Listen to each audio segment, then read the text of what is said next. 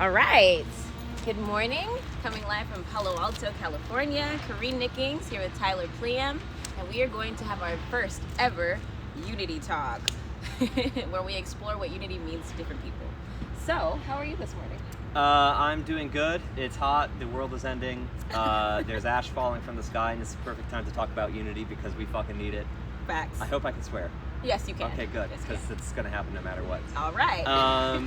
Yeah, you know, the grim, ashy skies reminds us of the impending future, and reminds us of the need for unity now more than ever. How's that for an intro, right? I love it. You know, essentially that's what we're going to talk about. I was approached by her, as you may know, if you're here.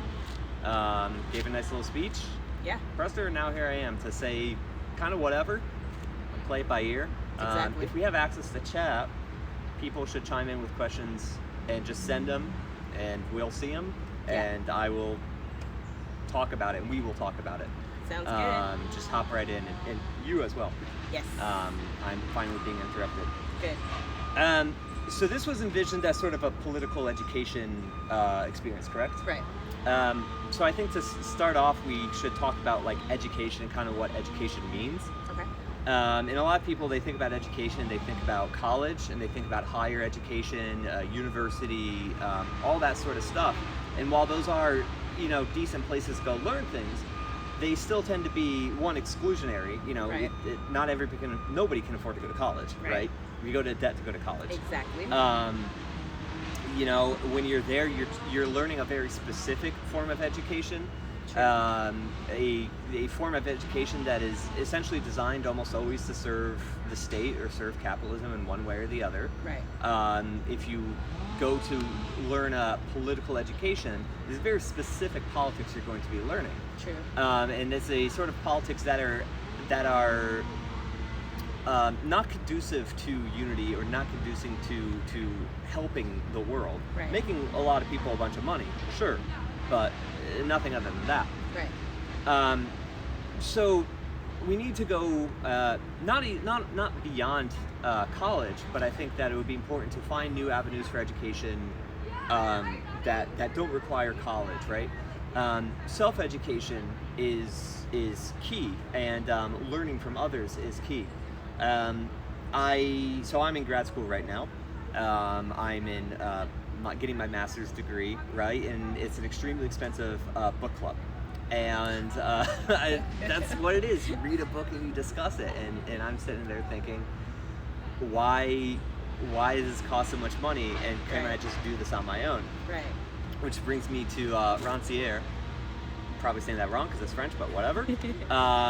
Who is a French academic who wrote a book called The Ignorant Schoolmaster. And the long and short of that is essentially that the educators, teachers, don't need to know anything about a subject in order to teach a student. And that seems very counterproductive, right? Because how can you not know anything if you don't teach? Right. In the model he was fighting it back against, the model that we have in our schools, it is almost always, I'm the teacher, shut up and listen to me. Right. I'm going to tell you now what I think you need to know, memorize this. Right. Which is excellent if you need to learn how to operate on a factory floor, or if you need to reproduce pre-existing institutions and pre-existing relationships. So Rancière's whole thing is that he discovered that his students could essentially connect between what they know in their life and what they're trying to know, and that by asking questions, he can get them to create their own connections, right? Mm-hmm. And as such, I think that what we're doing here, is an excellent example of that ignorant schoolmaster process. Obviously, I'm just going to be talking and all that, and talking at y'all. Hopefully you can chat back. Right. And ask questions and all that. But I'm hoping that what we talk about today, you can see this in your own life, see examples of this, or see similar things, and draw those connections out and connect them to other things in your life, and go from there and essentially teach yourself. Right. And so I think that type of education is very important for unity. Good education, right? Education, of course, you know, not being schooling, not being college. Right.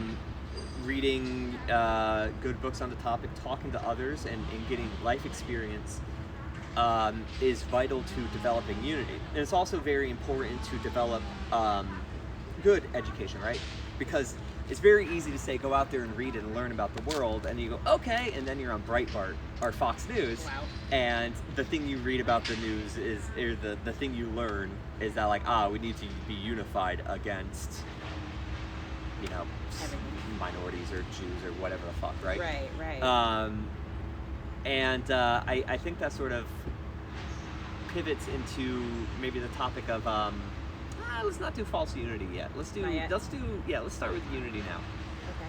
So the ultimate question, right, is what is unity? And What obviously is it is coming together. And there's lots of different ways that people tend to find unity in their lives. You know, we have like churches, that's a big one, right? Everybody goes to a church. Right. The school you're in, everyone cheers for the same mascot, right?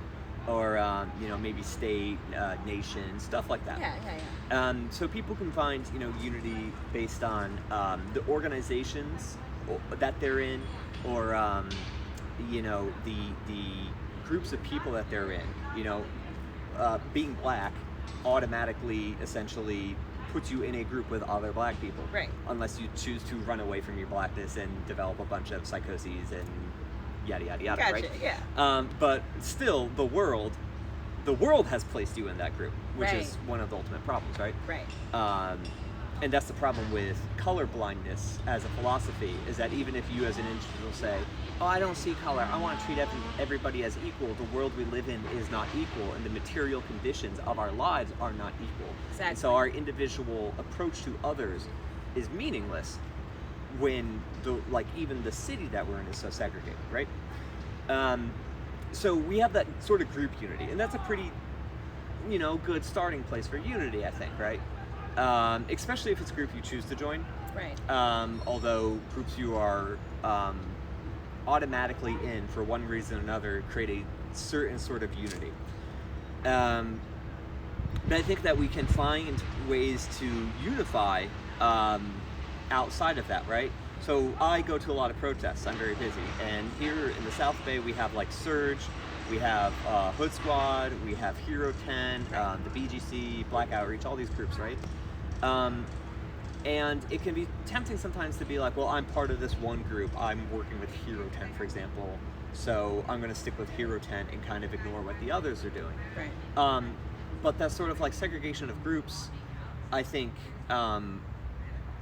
undercuts any attempt at forming a mass movement in a mass group, and it's extremely important to not be limited by the groups that we're in, right? We can find strength in them, but we shouldn't be limited by them. Exactly. That's something I agree with overall. We're all working towards the same things. When we're out here protesting, rallying, marching, we all want the same things. We want justice for Black lives that were taken unjustly. We want people to feel like they're treated well no matter what they look like, where they go, what their education is, how they speak, how they dress, what color their hair is.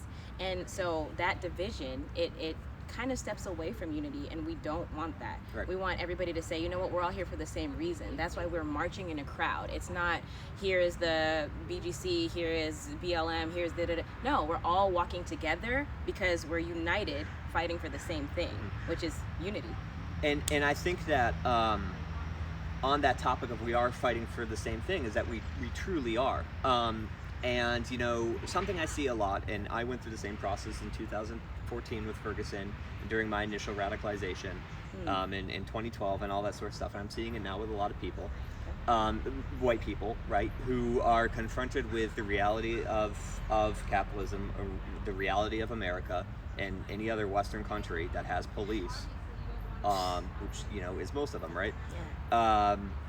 And going through that whole process of like, oh, what as a white person do I do? And all this sort of like white hand-wringing and confronting privilege and all that sort of stuff, which is a very important step. You know, you got to learn how to confront your privilege. But please, for the love of God, move past it and kind of get over it and start doing something more important than navel-gazing 24/7. Hold on, Caltrain. Trains are good as hell, by the way. We should have more of them. Trains are a unifying force. Trains are a unifying force.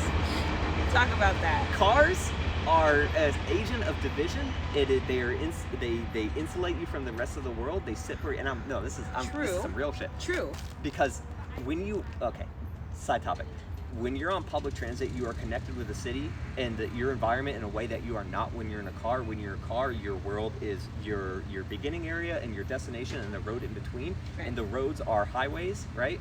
When you're on public transit, you are inherently closer to other people, for better and for worse. Right. You are more in tune with a city or a geographic location, and you get to know its struggles more. Public transit is essential for unity. I agree. Public transit's so important. Fuck cars. It makes sense, like, when you think about it physically. Okay, I'm alone in a car. Great, I can listen to whatever music. Air conditioning is however I want it. And the rest of the world is my enemy. Exactly. In between me and my destination, right? But when you're on a train or on a bus and some shit's going down, everybody else on that train is like, yeah, we're in it together. Exactly. Yeah, this kind of sucks, but it sucks together, right? Exactly. It's kind of like even with a carpool. Even if you have a car and you're in carpool, you're getting paid kind of to ride with other people. So in a way, I guess that's kind of society's way of saying, hey, unite, save the universe, the planet, whatever. Yeah, kind of. That's another topic. Exactly. I'll not get torn off again. So anyways, so we have that sort of liberal, often liberal, or baby radical, hand-wringing whiteness of we're like, oh, what's my purpose? And like, oh, this is Black Lives Matter, and so it's sort of this feeling of like, I don't belong here, I guess I'm here, and sort of like I'm an outsider, I guess I'm okay to be here. Right. But ultimately, it's not just allyship, because the struggle against police violence is the same struggle at the top level. It's the same struggle no matter your race or not really your income. You hit a certain point where the police are working for you, right? And so and that sounds a little, I think maybe some people are right now going, what the fuck's this guy talking about, right? This sounds like some all lives matter shit. And I understand.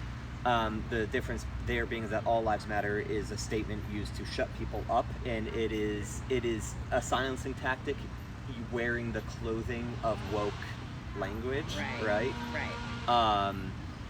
What I'm hopefully trying to say, and I might be doing a bad job here, is that we need to look at ourselves and the material conditions of our lives and look at how the police affect all of us, right? And they're going to affect us differently, right? But they're still affecting us, and to different severities, right? Okay. Most white people aren't being gunned down the street.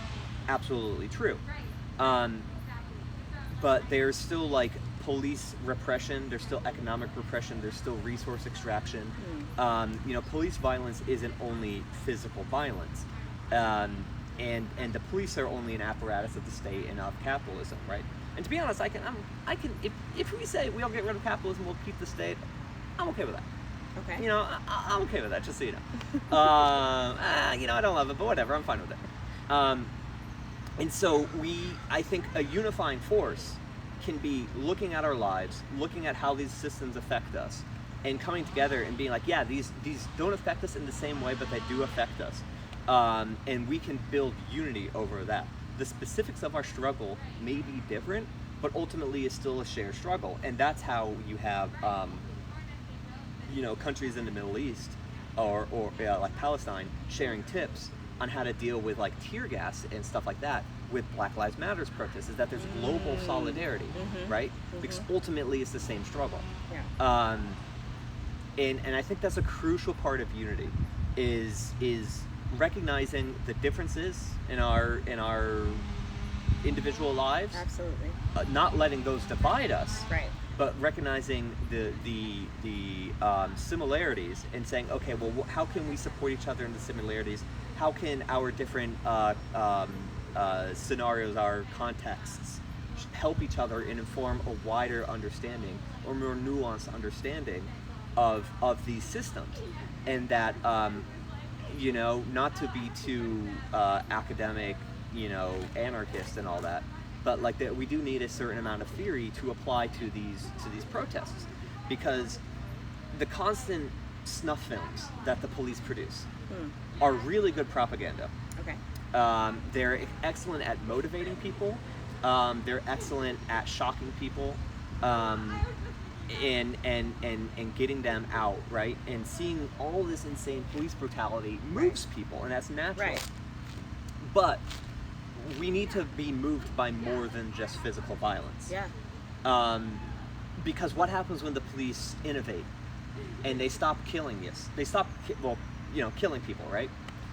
And instead they start, increasing segregation through police tactics, right? Right. Or they start house arresting people, or they start finding new ways to not outright murder somebody, but essentially kill their lives. Yeah.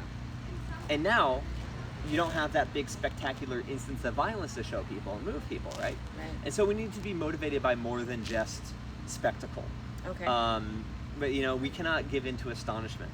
And I think having more concrete theory behind our anger and our rage and our heartbreak Right. is important. I also think that with unity, there's a lot of rhetoric around love and caring and empathy and compassion, and those are wonderful, beautiful things, and we absolutely need them and all that. But also at the same time, I think it's also important to recognize that unity doesn't only come from those things. Right. And unity can come from a shared enemy, which sounds like maybe a little cynical, but it's true. And there's a lot of people who. Have you seen that one article that gets thrown around a lot, and the title is I don't know how to tell you that you should care about people, right? No, but I would love to. And it goes off and about hey, turns out caring about other people is good, and it is. But I think it's still a fact of life and a fact of living in America and living in a capitalist country that we are trained not to care about other people, or we are too busy dealing with our own lives to care about other people.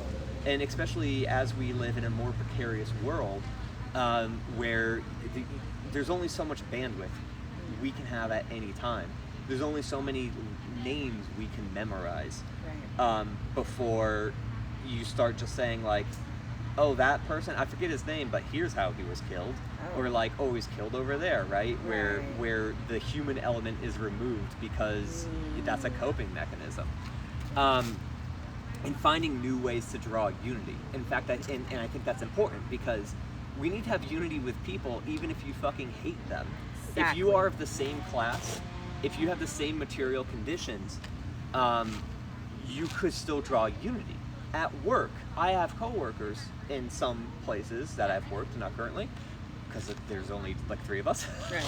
But wow. other jobs, I have worked where I've had coworkers I fucking hated. I hate these motherfuckers as people. But if the bosses came for them, right, you'd stand up and fight for them. Okay. As a fellow worker, I have that sort of unity that goes beyond our individual lives and our individual relationship. Yeah. And so we need to move beyond individual action, individual lives, individual everything. Right. Neoliberalism and capitalism has shredded all community. In the 1980s, I talked about this in another thing. Beginning in the 1980s, late 70s, the process of neoliberalism was designed to extract wealth from the poor, hand it to the wealthy, re-empower the elite or create the elite in some places like Mexico where there was previously not so much. And one of the ways they had to do that was to destroy unions. They had to punish labor because labor was too powerful. And one way they have to do that is they have to destroy community, because one of the main weapons that we as the working class, lower income people, labor, minorities or whoever, those who are not in control of society. And I think we should also move away from middle, lower, and upper class. Oh yeah. Because that is a scab version of classes, when we should have working class and petit bourgeois and all that sort of stuff. Yeah, right. Get to that later. Okay. Maybe. Remind me. See where we go, right? Where was I? Okay, you were going into. Okay, I'm focusing on trying to remember the division of classes. Yeah. Okay, so community, right? That's what it was. One of our main strengths is coming together as a group. The rich can essentially buy the police as an individual. They can throw money around to make things be the way they want to be. And our main weapon against that is coming together as a group of people and creating attrition and those sort of tactics, like group tactics, and that's why unity is so important. Exactly. Because we can't win this alone. Stronger together. There's no individual superhero that's going to come save the fucking day. True. And so, well, how do you attack those groups, or how do you stop that from forming, from being created? Is you have to destroy sources of community. Right. That's why in the 1980s, every single movie is about saving the community center, and also every single villain is Donald Trump, or a thinly veiled, like that motherfucker's been around for a long time, y'all. like he's been haunting the world forever. He's always been up to shit. Nice. And part of that, and this also goes back to the idea of public transit, right? Okay, yes. And is something I wanted to bring up is the world that we live in the sense of the cities that we live in, the geographic area we live in, the areas we go to day in and day out. I'm sure I don't need to tell y'all that America is intensely segregated and powerful in subtle ways. Look at a zoning map. Okay. Right? And that will tell you any zoning map, and you can, without any information other than the zoning, the district zoning, and I bet you can figure out the demographic of those areas, right? Or look at where a highway goes through a city or a train goes through a city. The infrastructure that divides the country, and that was done so by Robert Moses. Look up that motherfucker. All right, adding Robert Moses to the list, people. Guy who was like, how can I make infrastructure as racist as possible? How tall are buses? Bridges are now 2 inches shorter than that. Wow. Fuck the poor, was what he said. Wow. He's why highways blast straight through cities. So you can kick a lot of people out of that area. You can split a city in half and segregate it. You can remove a bunch of taxable land to reduce cities' income, and then replace that taxation with cops to give people tickets and all that sort of stuff. Wow. Okay. It's a process of resource accumulation and resource extraction.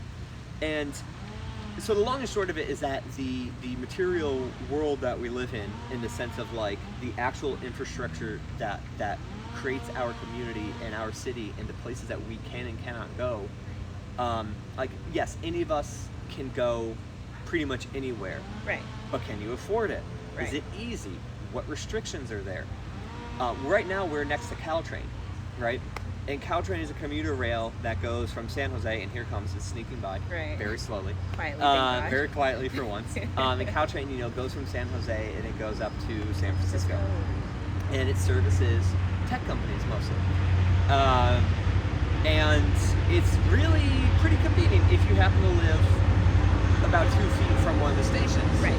Because look at San Francisco, the streets are really wide, there's no trees to protect you from shade, so you don't want to walk anywhere, there's no buses, so you can't get from your home to Caltrain easily. Thankfully, there's bike racks in the train, so maybe you can bike there, right?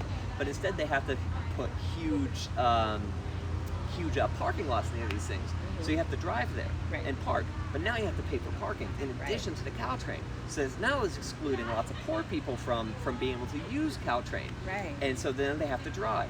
But they're being forced further and further out of the city by the rent going up. So now more and more of their lives are dedicated to commuting to work and back. And so they're too exhausted and they don't have time in the day to organize. Right. Or the places that they would go to hang out. Like, think about your lives. After work, what do you do? How do you relax? Where do you go? How do you see other people? Do you see other people? Or do you go from your home to work and back home and watch TV? And that's not to insult anybody by saying that, you should be out walking and commuting, no? Because there's very real active barriers in between doing that. I have lived all over the world.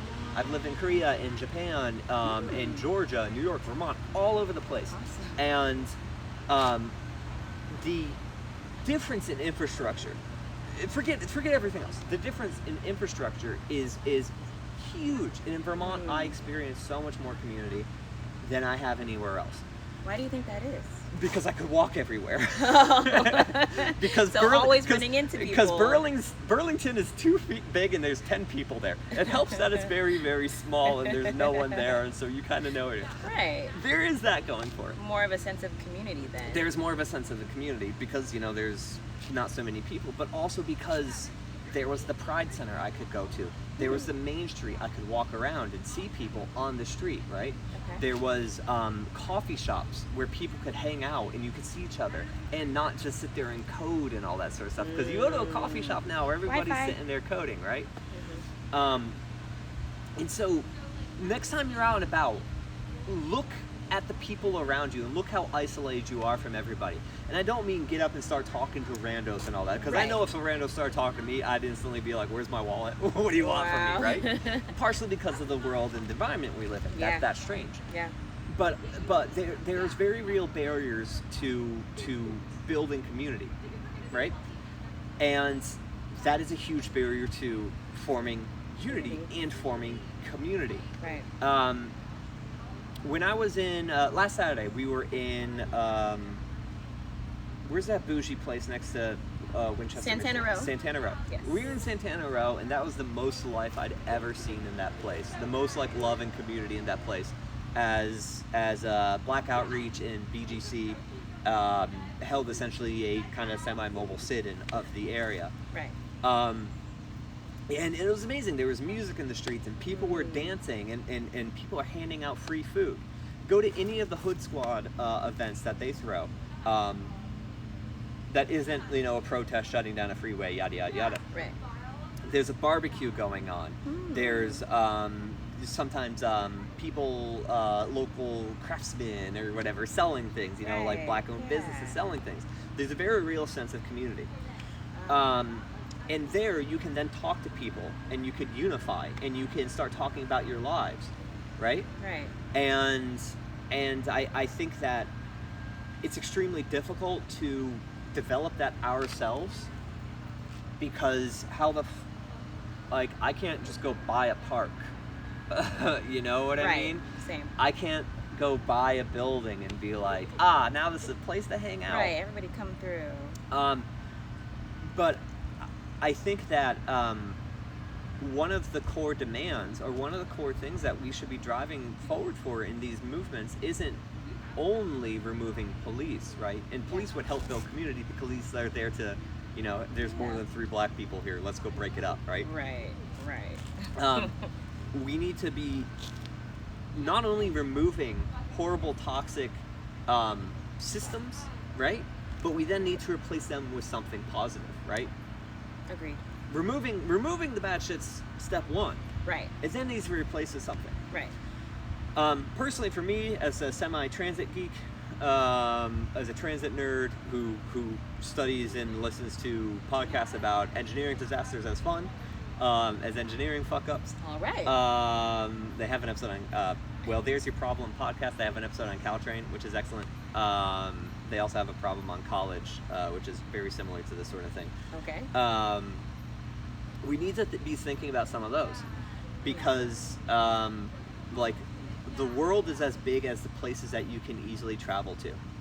Technology, what we're doing right now, Facebook, Twitter, all that sort of stuff, as awful as social media is and as responsible as it is for the Nazi problem and the fascist problem that we have today, it can also be used as a tool to organize. Arab Spring is an excellent example of that. I was radicalized by introduction of Twitter into my life. Okay. Of then being able to have a main line into my life from people of color, women, queer folk, trans folk, all these experiences I'd never experienced as a fucking 20-year-old white dude from upstate New York, where the diversity in my school was Mariana and the Gonzalez twins. And are now, but I never talked to him because he was a few grades below me. Interesting. 4 people.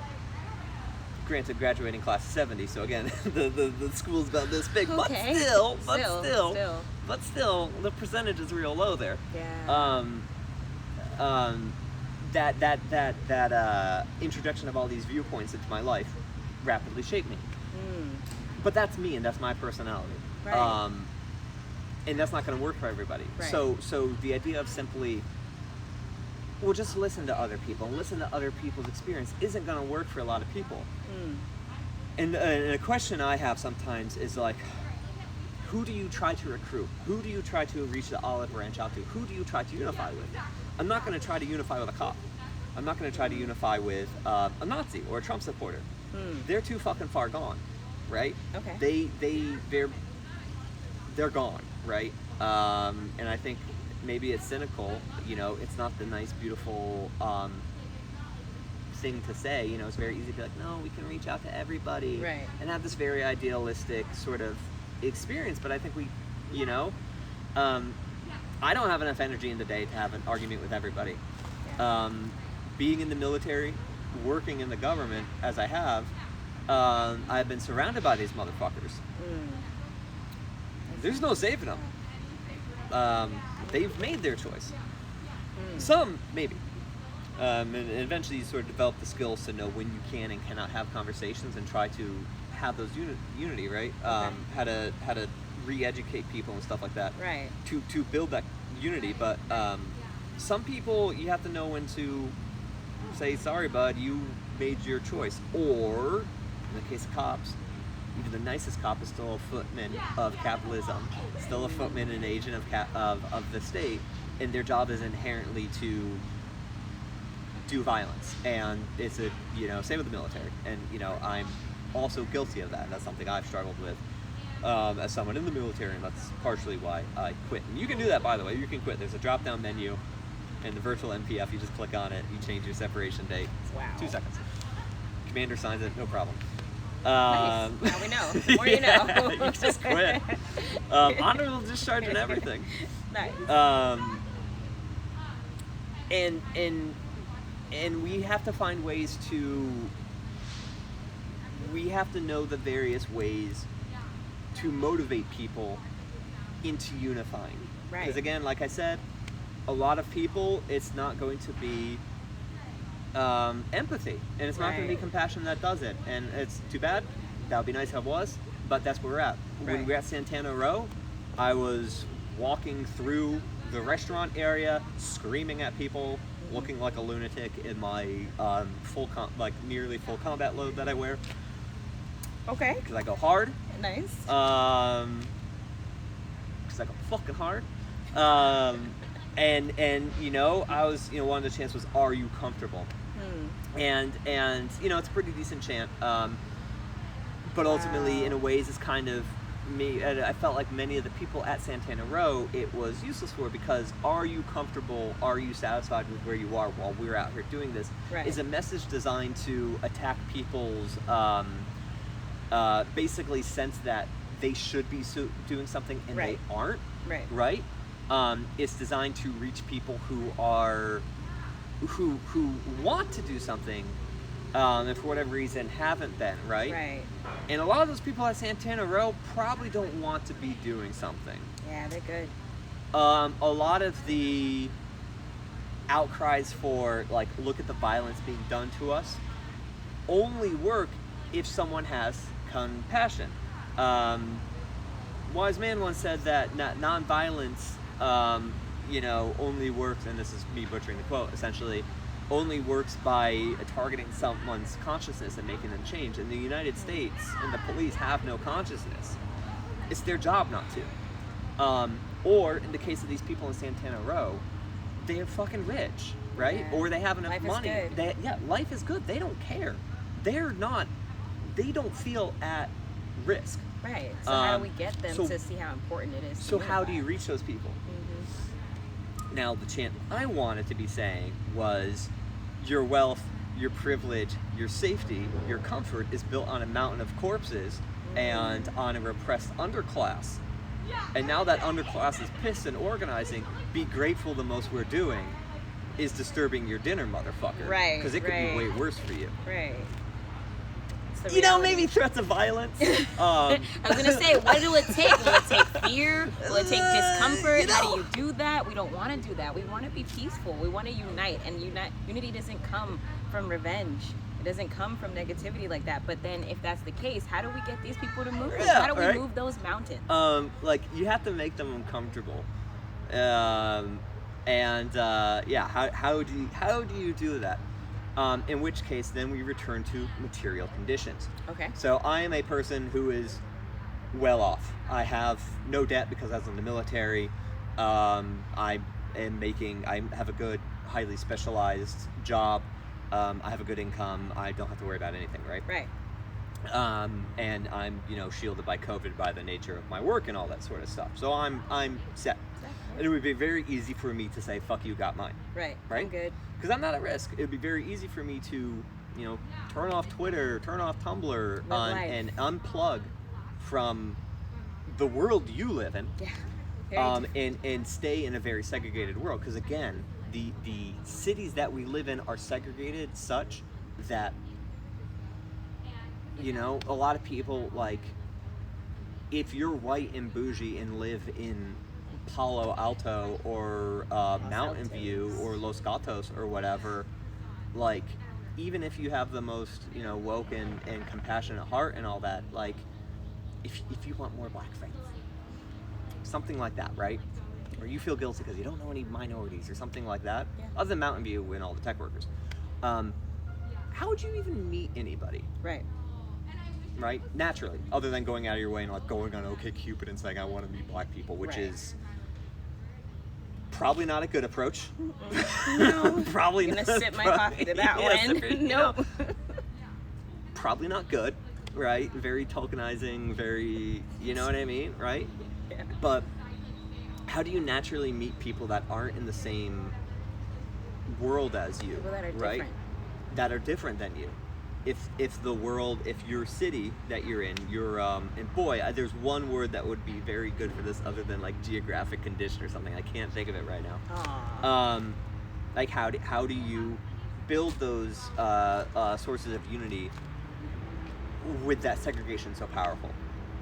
And it's everywhere. And it's everywhere. The dining, the living, the education, everything. So what do you do? So how do you do it, right? And that's crucial. How do we create communal areas where the poor and the rich, the different ethnic groups or whatever, different races, different backgrounds, different nationalities can come together and mingle. And also, I would hope, for me, I would also say not be defined by those things. Right. I think that's also crucial. That's why a big part of the Unity Project is the concept of eliminating judgment. We shouldn't be put in these boxes, and because when you are put in these boxes, that's why people who are black their lives and their safety are threatened, because they're in that box of, because you're brown, because you might be athletic or tall or whatever it is, or big, bulky, whatever it is. You're a threat, you're dangerous, you're probably uneducated, you probably over-sexualized, all these things, and that's what leads to this harm and the fear that cops are supposedly overwhelmed by when they are encountered, during those situations where it ultimately leads to their death. So we want those labels to be ripped apart and torn down, but how do we do that when we're conditioned to see people, if we don't know them, as what they look like? Yeah, and those processes in academia, if you want to learn fancy words, are, obviously sexualization is an easy one, but there's also like racialization, where race is ascribed to something, right? And I'm sure there's ones for various other adjectives, right? Which gets back to the whole idea of colorblindness, where it's like, well, it doesn't matter what the individual feels because the world has ascribed these traits onto them, whether they want it or not. And so, back to my earlier rambling about, sorry, soccer girl flying by. Cool. I like those. Just peeking in. Like, we can then reach material conditions, right? Again, I'm well-to-do and all that, but also I'm still, regardless of the fact that I have a good job and all that, I'm still a worker. I'm still a laborer. I still exist in a capitalist society, and I'm still selling my time and my labor to the bosses. And everybody is, whether they are, working McDonald's flipping burgers or they're techie coding, they're still selling their labor. And so there's very important class relationships and class characteristics to these, to the world that we're in, that we have to acknowledge. And that is one way that we could unify. And that's another one, right? We bring it back to Marx or in those sort of things. Is like, okay, well, if we're not going to have compassion to unify us, and we can't unify over a shared background or a shared, race or whatever it is, what about class? Okay. Right? That's a very powerful one, and I feel like that has been deliberately removed from discourse in America. You replace working class and labor and the bourgeois with lower, middle, and upper class. And of course, in America, everybody thinks they're middle class. Yeah. Or the humble think they're, well, I'm lower middle class. Right. Like, nah, dude. If you answer to a boss, you're working class. And of course, that's worse and worse and worse now in America, where everybody is essentially one or two disasters away from bankruptcy and homelessness. Right. The topic of precarity that we brought up in the other conversation. And you can actually thank the Occupy movement from, what was that, like 2011? For sort of bringing class back into the conversation and all that. And so it's important to think about those sort of class dynamics and think about what are the unifying factors, what are the things outside of me as an individual that define the world that I live in, that define my relationship with other people, and how can I reach out to other people with that, even if I don't like these individuals. Right. There's the whole, like, an injury to one is an injury to all. Like, you don't have to love thy neighbor in order to realize that, like his house being on fire is going to affect your house. Right. Cynical? Maybe. Focused on the material? Maybe. Still a source strong. of unity. Yeah. And it's not even too idealistic to pretend that those are not factors. Like, there are millions of different, like, little relationships we have with the world and class and race and all these sort of things that we can reach out and unify people with. Even experiences is one. We need to move away from the individual and all that. In Rojava, they have a wonderful system where they just have layers and layers and layers and layers of organization, from like the street you live on to like the town you're in, to the city or to the district, and constant meetings, and like representatives that talk to other districts and all that sort of stuff. Okay. And just layers and layers upon the stuff. I highly recommend learning about Rojava in northern Syria. It's the Caltrain. Northern Syria. It's the other hourly Caltrain coming through. Right. Hey, Caltrain sucks ass though. It truly does. How so? It's uncomfortable. It's loud as hell. It's a diesel. It's really, really, really expensive. It never runs. Yeah, that's true. It doesn't actually go anywhere. Nothing connects to it. It's just a dog shit train. It's better than nothing. Listen to Well, There's Your Problem episode on Caltrain.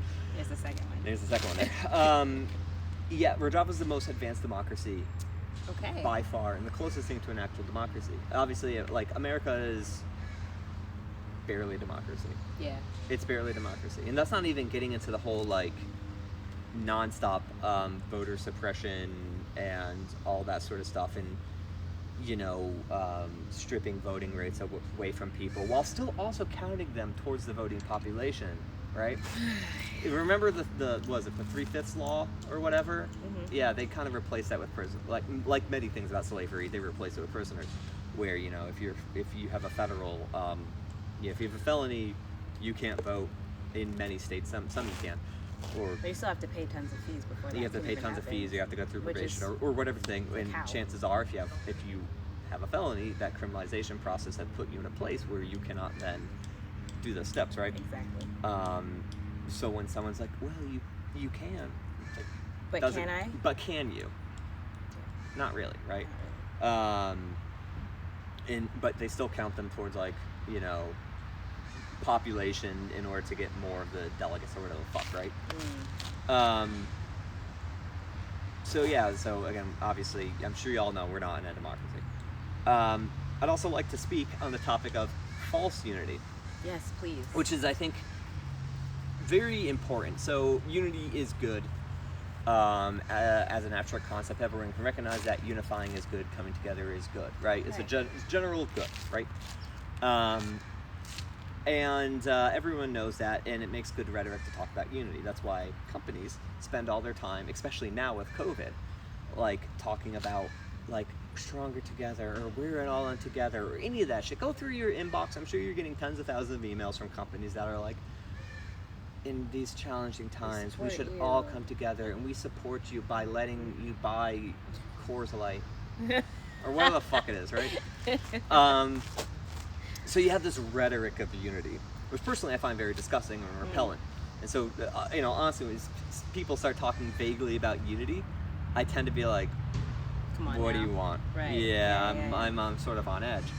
And false unity is a powerful thing. Being in the military, I feel, is one of those places of false unity, where they're constantly talking about this ideology of like, when you're in the military, every other military person's your brother, and they'll go out of their way to help you, and it's the fraternity of the military. Exactly what I was thinking, fraternity of the military. Or whatever dumb shit that is.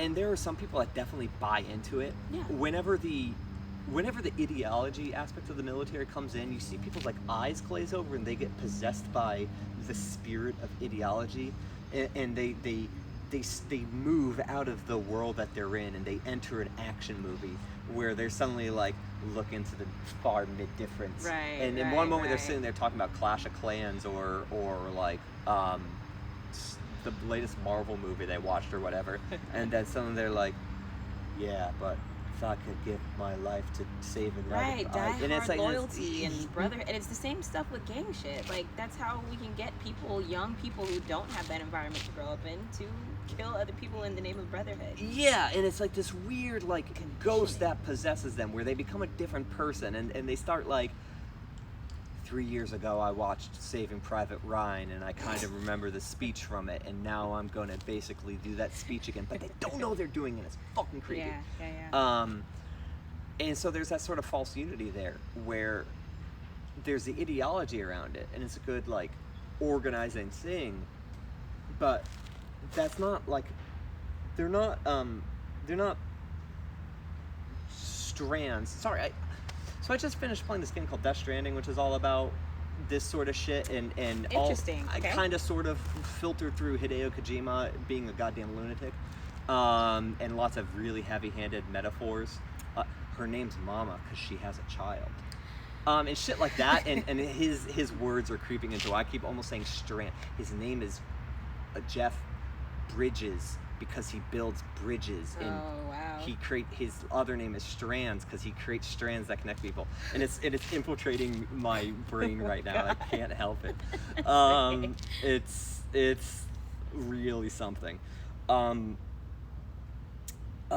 It's something where it's like, it's not like a healthy sort of unity. It's not for the greater good. It's not for the greater good, and it's not one that connects people together. It connects them to whoever controls them. For an agenda. And whoever controls the weaponization of that ideology and controls the reign of that that false unity. Yeah, manipulation. The right, Nazis, fascists, alt-right, Fox News viewers, Breitbart, all that sort of shit, which is essentially, they're all synonyms with very little, there's, some differences that, still high interchangeability. matter, but, interchangeable. They have lots of unity. They have amazing unity. They have sure amazing... do stand together and stand strong. They stand together and they stand strong. Because they're all solely motivated by hatred of the other. And it's an extremely destructive unity. But it's not a unity that's making their lives better in any sort of way.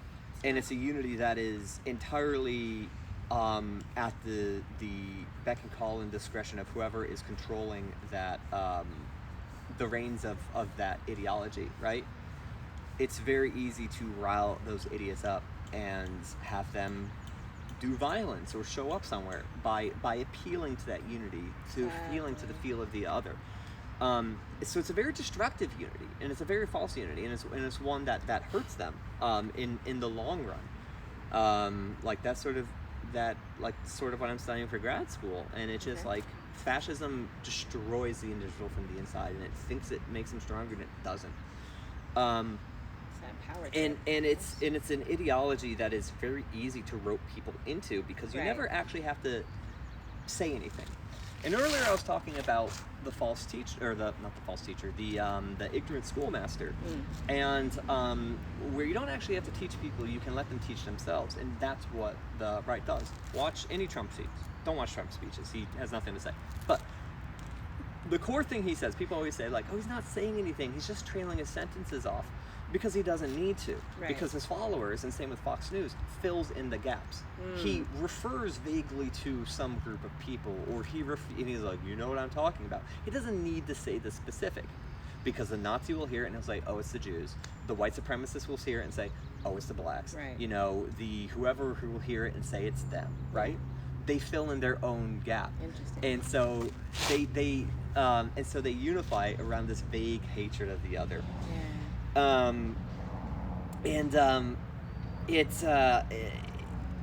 It would be very easy to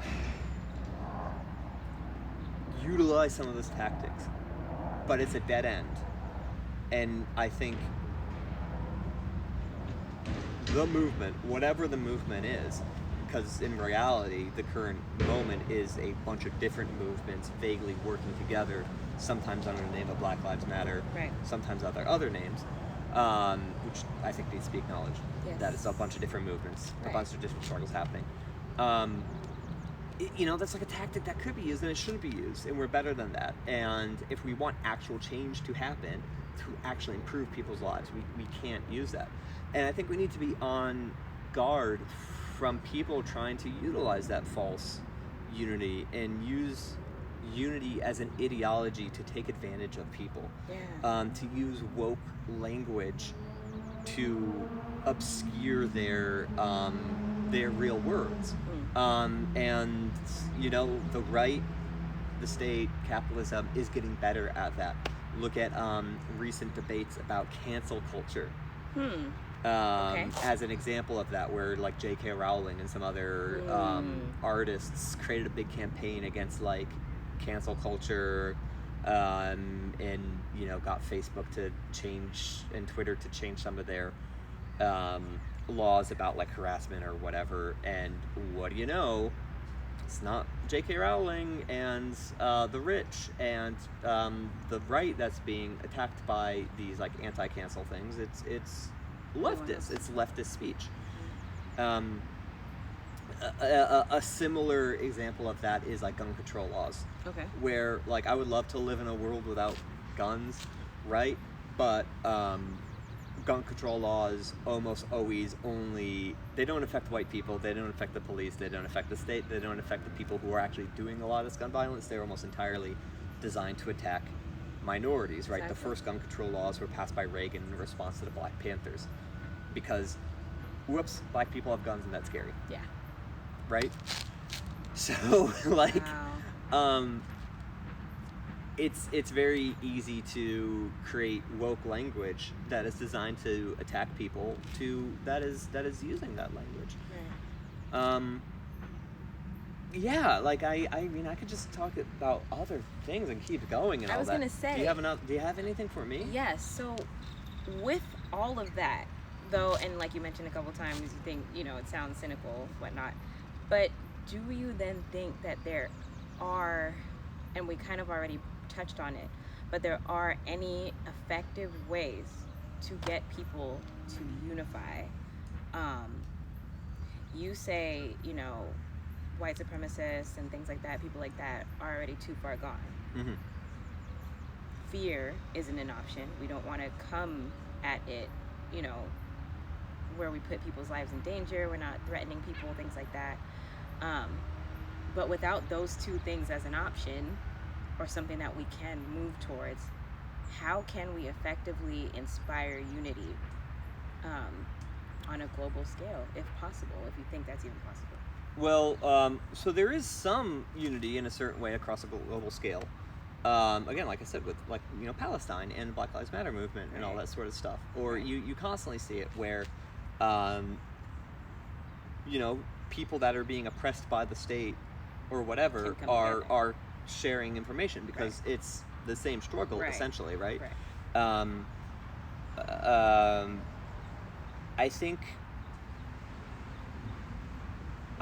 it's a matter of, like I said, recognizing that the specifics of the struggles are different.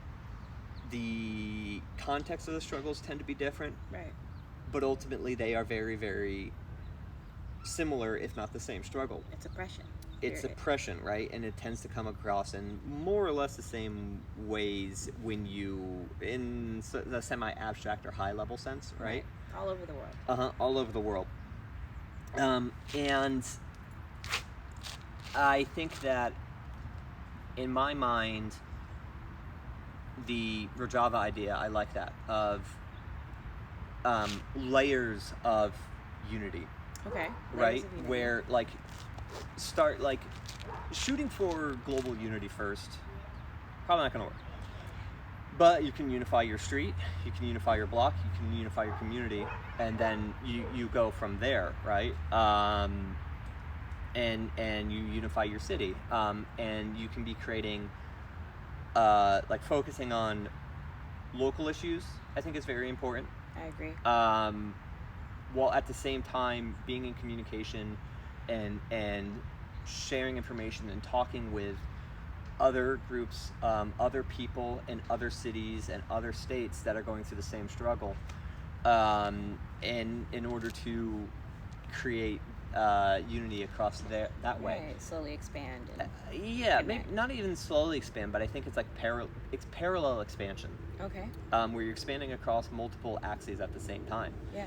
I also think it's important to, like, look at unions, trade unions, and learn from the success and failures of unions. I don't think we live in a world necessarily where we are going to necessarily return to the day when unions were strong and the reason why, people had some level of success. That part of capitalism is innovated past that, because it's always innovating, because it cannot tolerate barriers, it cannot tolerate limits, and it's constantly putting itself in crisis in order to revitalize itself, right? Like a forest burning itself down to regrow, that's capitalism. Unfortunately, the thing that's burning down is people's lives. Yeah. And also, literally, the world. There's a lot of ash in the sky right now. That's global warming, guys. That's global warming. So I don't, necessarily think we're going to return to unions. Okay. But, that was really powerful, and there's things we can learn there. And there, there's a lot of negative things, like unions absolutely were, had race issues.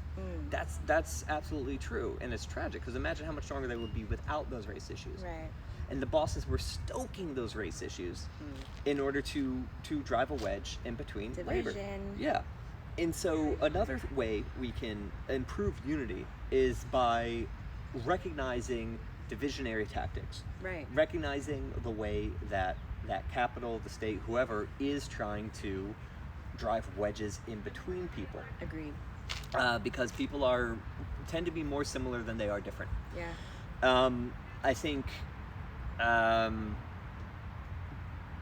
that is something that is, again, one of those things where it's different for each individual in the specifics, but in the general sense, it's the same, right? Recognizing division also then helps you counteract that division, obviously. Yeah, and teach others how to do the same. So, like, learning from unions, I think, is a good thing. What worked for them. I think we need to also be having meetings. Okay. Or something like meetings. Right. In those... Kind of like how you mentioned Syria, how they're all connected. Well, Java. Different things. Okay, gotcha. It's important. With Java. Yeah, Syria's trying to kill Rojava. Well, everyone's trying to kill Rojava. Actually, Turkey's trying to kill Rojava. The US is trying to kill Rojava. Thankfully, Rojava's not trying to kill Rojava. Okay. Oftentimes, that's the case. Not right now. Right. Yes, everyone's trying to kill Rojava because it's good, and that's how it tends to be, right?